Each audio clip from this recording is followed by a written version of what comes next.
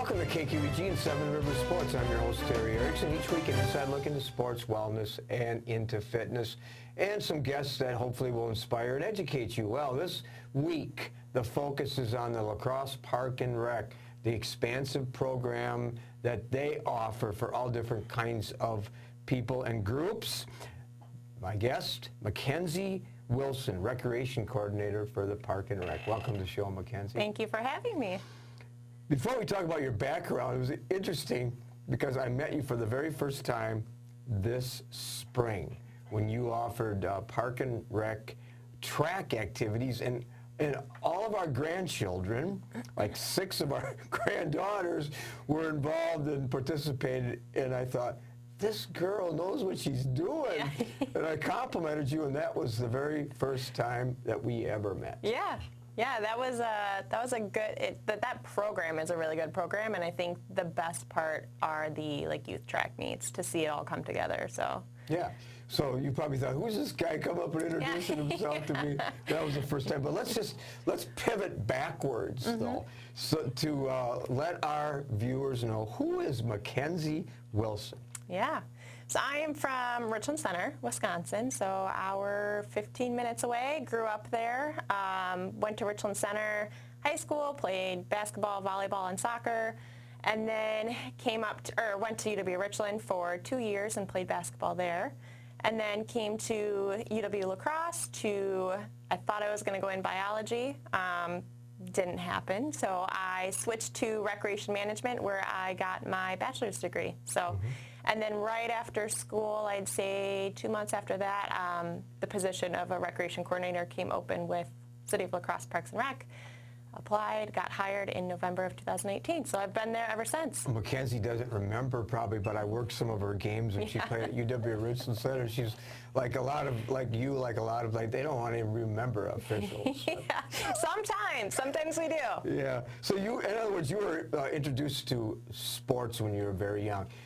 But you didn't know that introduction to sports would take you to a college athlete, to take you to a career in recreation. Was there something that sort of along the way, a defining moment or somebody that inspired you? Yeah, I am the youngest of 7, so all of my siblings were basketball players growing up. Basketball was really big in our family, and I was in the recreation programs when I was younger. And then in high school, I actually got a job as a youth sports coach, and so I think that's when I knew that I eventually wanted to be in the Parks and Rec department in some sort, working with the youth and with the youth sports programs. So you were introduced, and you had to sports when you were young, and you had some coaches that taught and inspired you with values, life lessons along the way. And were there any that were really instrumental in terms of teaching you life skills? Yeah, absolutely. I would say our basketball coach growing up in elementary school was probably the biggest role model for me growing up, really just instilling the values of teamwork and just being a good person, a kind person as well, and giving it your all in not only sports, but also in your personal life and in school. So I think that was really big. And then, so UWL, which is known throughout the country, perhaps even the world, as one of the leading universities teaching recreation management activities, so on. And so were there some classes that you can reflect on that really were significant? Do you use some of those things in your day-to-day activities and responsibilities? Yeah, I would say almost all of the classes in the recreation management program are extremely important with kind of how I put it to use in the position that I'm in right now. A lot of the programs that you have to create your own programs with local businesses. So that, I think, introduced me to other YMCAs and the people behind the scenes, so that we could get a taste of what that would be like in the professional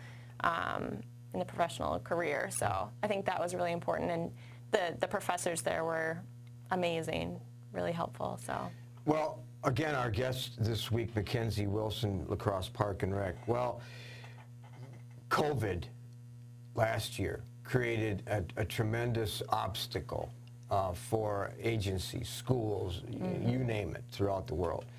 And obviously, COVID impacted park and rec programs dramatically. This year, you're trying to put Humpty Dumpty back together again. But go back to how COVID impacted and changed maybe what the Park and Rec is doing in terms of their activities. Yeah, so last year was really difficult with COVID because it came out in March. We had just started our track and soccer program. There were a lot of unknowns. We didn't really know what it was at that point. And then we tried to plan for the summer, and it just continued to be like a planning and a replanning with the guidelines that were coming out. And so I think that has helped us to really pre-plan all of our programs, and with the idea of the group sizes, how important the group sizes are in regards to like kid to staff ratio, so that they are getting participation. We initially did it just because we had to limit the group sizes, but we've seen that it kind of like helps our programs a little bit too. So I mean, it definitely helped us in the planning process and to be able to adapt quickly to anything that might be thrown at us. So that was sort of a silver lining. Right. That setback maybe helped you reassess, reprioritize, and look at what you wanted to offer. And it was really important that we were able to offer something last year. So last year it was kind of an odd year. Usually in the fall we do our like flag football and our volleyball program. But we actually ended up offering our youth soccer program and our youth track program, which is typically in the spring. It was just a really modified version. So it was really important to us to offer some sort of opportunity for those kids to get outside and to socialize and to work on the skills that they took months off from. So, you know, I was looking at an article recently, reading in one of the magazines about what a park and rec program should look like nationwide, worldwide. And when I read it, it reinforced to me the significance and the success of the La Crosse Park and Rec. Here's a couple of things that I pulled out of the article. Number one, park and rec programs, basically, the two words that resonated with me was one, engagement, and the other, inclusion. Now, let me clarify that by saying, a park and rec program should deliver services, programming, and offerings that the communities want or need. Difficult, obviously, with budgetary concerns and issues, prioritizing groups and planning committees, audits, and so on, oftentimes dictate what programs you offer. But again, the two key words, engagement, inclusion, delivering what each individual community needs. How does that apply to your job and to La Crosse Park and Rec? Yeah, so the La Crosse Parks and Rec, all of our programs, we want to be inclusive, and our values are that we want to offer it to all ages, all abilities, no matter your, like if you need financial assistance, we have scholarships for that. It's for all ages, so typically it's anywhere between 3 and 18 years old with a lot of our youth sports programs. We have adult programs that are offered, and so it's really important to us to offer it to anyone in the community at a reasonable and affordable price so that we can get them in. Let's drill down to some specifics. Right. For example, key findings in park and rec programs throughout the country said that professionals need to serve differing needs and desires, accessible to all, which is what I see in La Crosse, and removing barriers that deprive some people of opportunities and benefits. Do you look at that each time you audit and create programs? Yeah, I think we take a look at what the previous year's challenges and obstacles were, and then as we're planning for that program moving forward, or any programs moving forward, how we can get more kids involved, the way we can market it to get kids in, the entire community involved that may not even know that this is an option or not have the resources to, come or sign up for these programs. So I think we try to take that to each program and work it out so that everyone can be involved. How do your budgetary restrictions dictate what you do and how you staff an activity? We have to watch our budget pretty closely, but we've been pretty good with the youth staff for youth sports and youth programs. So we typically have, you know, the amount of staff that we need for the kids, and we make it so that the programs are affordable for the people involved. I've always thought, I mean, my connection with La Crosse Park and Rec goes back decades. We talked about before we went on camera with Huey Fry, with Bob Berg and so on, and working through the Boys and Girls Club and partnering and so on.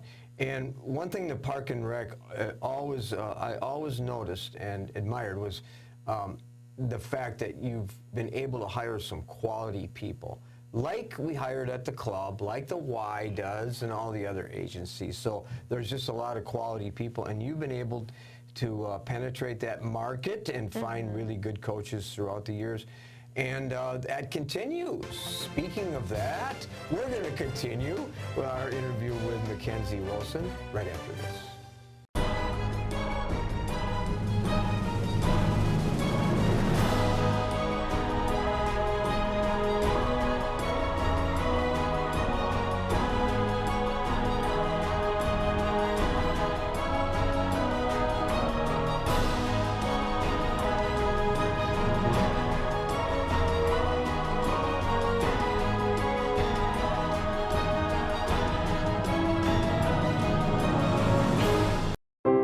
When you're faced with the decision of selecting a monument to honor someone dear to you, call Lewiston Monuments for a no-obligation consultation. Lewiston Monument is a full-service monument company, serving families in Iowa, Minnesota, and Wisconsin for over 4 generations.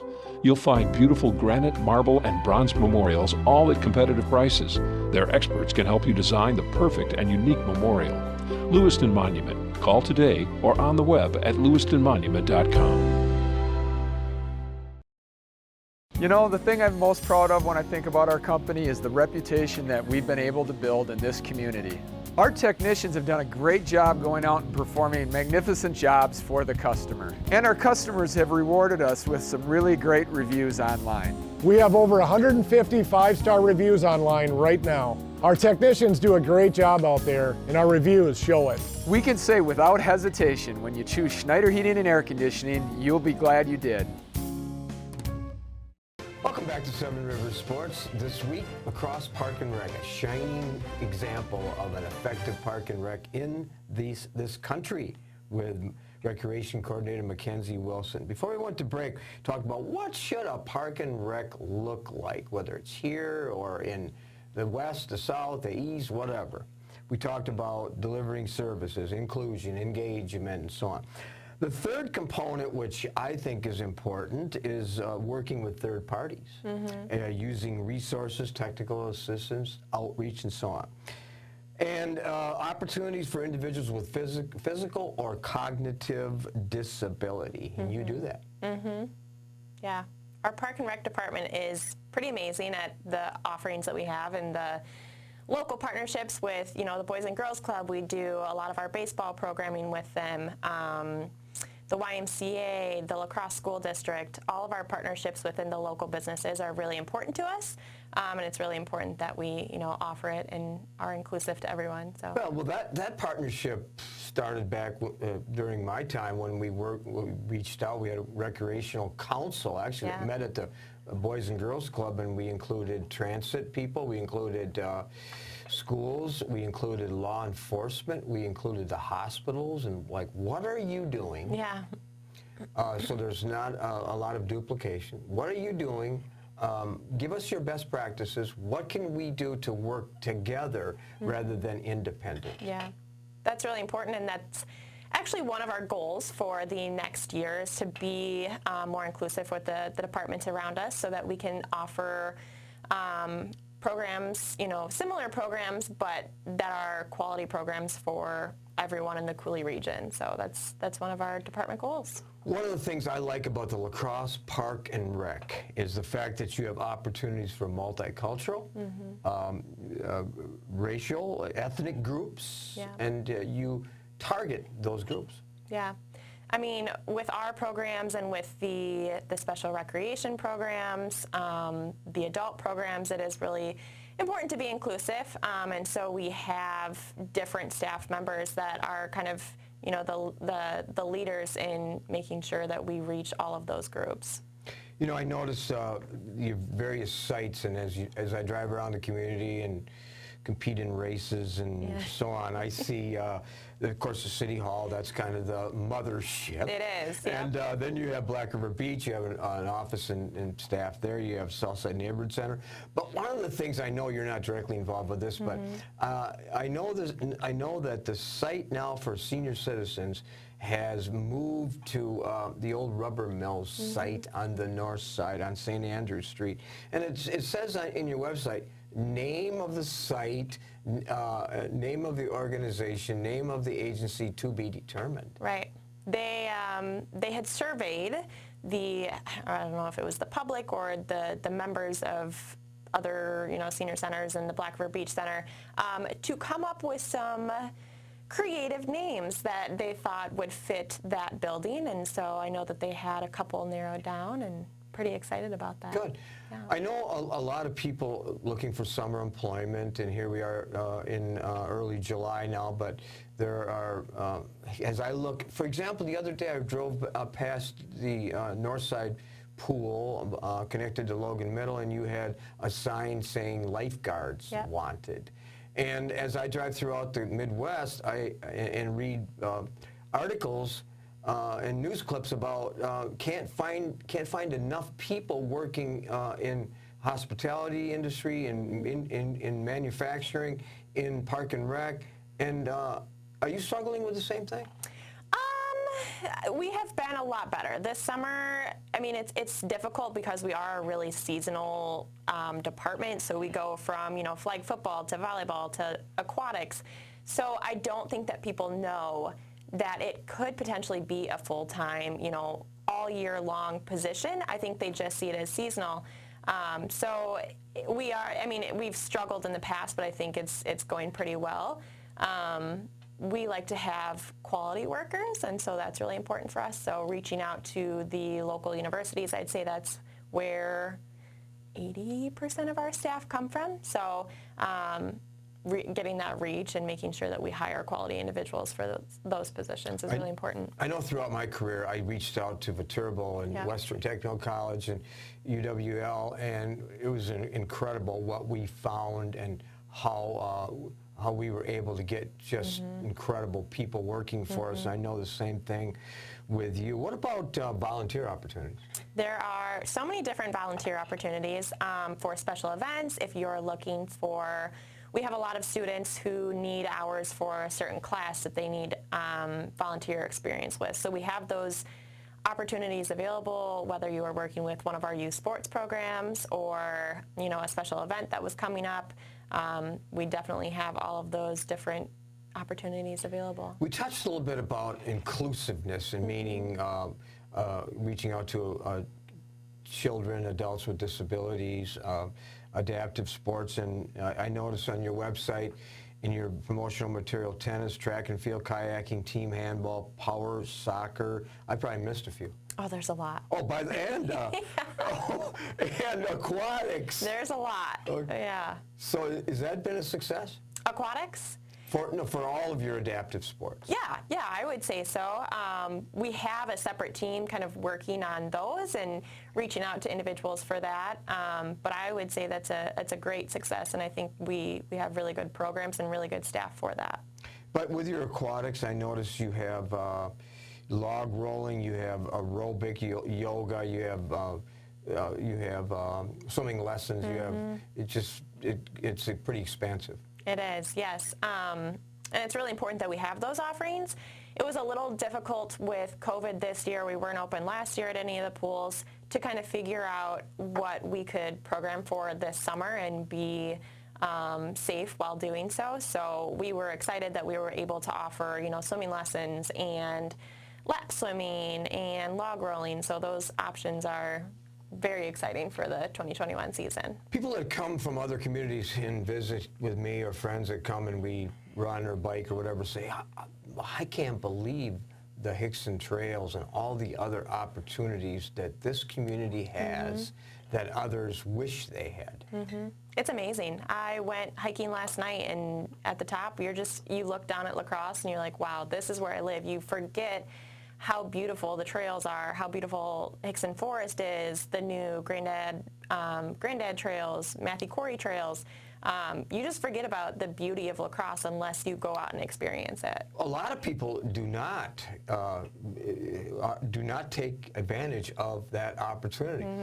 I've gotten into hiking Matthew Quarry. I go park on County B and go up to the top and then go all the way through the quarry, and it is one incredible hike. Now, those watching the show this week, take advantage of some of these opportunities. We're going to talk about that in the closing, but there are all kinds of things. But I was looking at your array and menu of other youth sports. Baseball, you have the Rookie League, Minor League, Majors, Co-ed, Instructional, and then tennis and summer camps. But just starting with baseball, I know a lot of people that have worked in the Park and Rec baseball program. Has that been a success? It has. And we start our season early. So we start in April for practices, and then we have games in June and July through the Seven Rivers Athletic Association. So we're in that league. And then we host tournaments in the summer. And so it's amazing how much work goes into that program, and it's also amazing the staff that we have behind the scenes that are doing this so that these kids have that opportunity. And tennis. I've gotten in to play a lot of tennis at the new site on Green Island, which someday, hopefully in the near future, will be an indoor park, part of that complex also. Yep. And that's in the strategic plan kind of in the future. Yep. In the next couple of years. But adult, quick start, intermediate, junior league, and individual lesson. Yeah, so this year was new with the individual lessons. We also have, it's called Tennis 101, so that program is for 18 plus. So, I mean, those programs are for kids of all ages, and we have amazing staff that offer that. We have a really good relationship with the USTA, so we're looking at, offering events in the future for families to come in and experience it and get some goodies at the same time. Summer camps, enrichment opportunities with Tiny Top, Playground, Nature Day Camp, music, part of WISCOR, yoga. Yeah. There's a lot. So our summer camps are one of our biggest programs. We have our playground programs at Wygant that, 2 years ago we had 116 kids sign up for that. Tiny Tots offering that for ages 3 to 6. So our summer camps are big. Fast forward, if you could, with a vision that you might discuss as a group, or you see as maybe, what is the Park and Rec program going to look like 5 or 10 years from now? I think in 5 or 10 years we want to, see the offerings that we have now and offer new programs that for other kids who need something different. So kickball, like different opportunities, different programs that we can incorporate into the programs that we already have offering and expand even more. So I think that's the goal. Do you sit down seasonally and evaluate programs and reprioritize? Yes. Or maybe this is duplication, maybe we need to go in another direction? So it's, like I said, it's a very seasonal positions and programs, and so it is really important that at the end of the season we sit down and we think, okay, what worked, what didn't work, how can we improve in the future? Or what kind of offerings are there that we need to incorporate to get the kids that weren't able to participate in, flag football or soccer? What can we do to get those kids?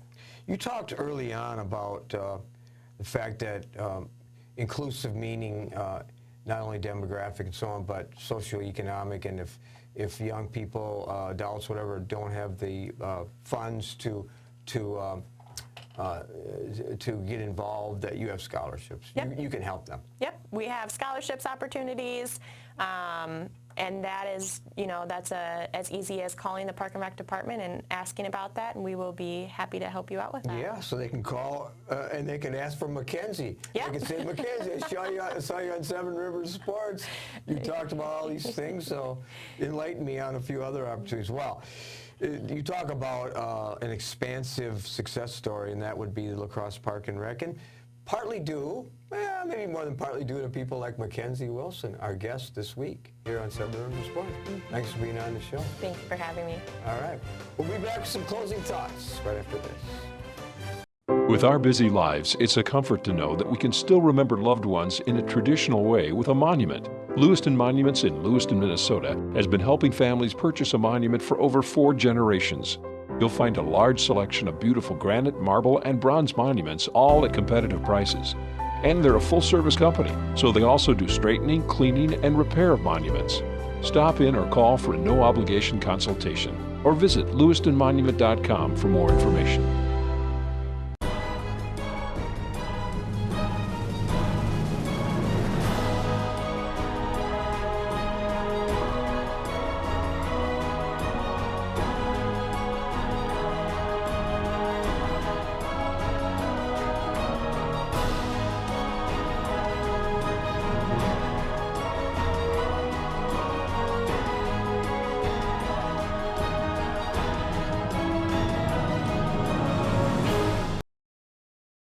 The thing I'm most proud of when I think about our company is the reputation that we've been able to build in this community.